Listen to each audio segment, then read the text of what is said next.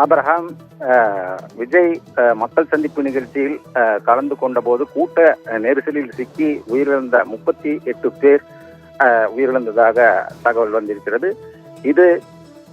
இந்த நிலையில் இந்த காந்தி கிராமம் அரசு மருத்துவமனையில் இறந்தவர்களின் உடல்கள் சவக்கிடங்களில் வைக்கப்பட்டுள்ளது.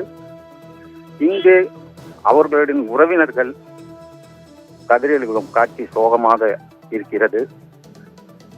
இந்த நிலையில் இறந்தவர்களின் உடல்களை அவர்கள் உறவினரிடம் ஒப்படைக்க அவர்களுடைய உறவினர்கள் வாங்குவதற்காக வெளியில் காத்து கொண்டிருக்கின்றனர். இந்த காட்சியை பார்க்கும்போது சோகத்தை ஏற்படுத்துகிறது. இந்த ஆம்புலன்ஸ்கள் வரிசையாக நிற்கப்பட்டுள்ளது. அவங்களுடைய உடல்களை பெற்றுக்கொண்டு செல்வதற்காக உறவினர்கள் சவக்கிடங்களுக்கு வெளியே அமர்ந்துள்ளனர். இந்த காட்சிகளை பார்க்கும் பொழுது மனதை வேதனை செய்கிறது. தற்போது சவக்கிடங்களுக்கு வெளியே அவரது உறவினர்கள் கதிர் எழுதும் காட்சி சோகத்தை ஏற்படுத்தியுள்ளது. மேலும் சவக்கிடங்களுக்கு வெளியே ஆம்புலன்ஸ்கள் வரிசையாக அணிவகுத்து நிற்கின்றன. போலீஸ் பாதுகாப்பு 100க்கும் மேற்பட்டோர் சவக்கிடங்களுக்கு வெளியே போடப்பட்டுள்ளார்.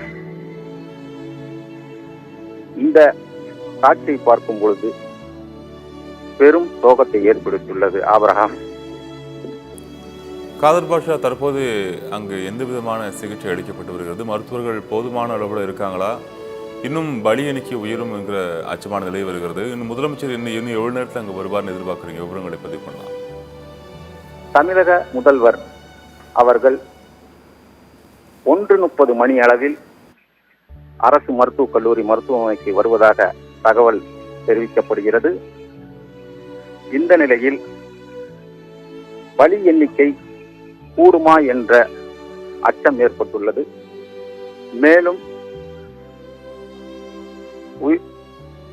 மேலும் இந்த நிகழ்வில் கூட்ட நெரிசலில் சிக்கி சிகிச்சை பெற்று வரும் நபர்களுக்கு சேலம், நாமக்கல், திருச்சி உள்ளிட்ட பகுதிகளிலிருந்து மருத்துவர்கள் தீவிர சிகிச்சை அளித்து வருகின்றனர். ஆபிரகாம்.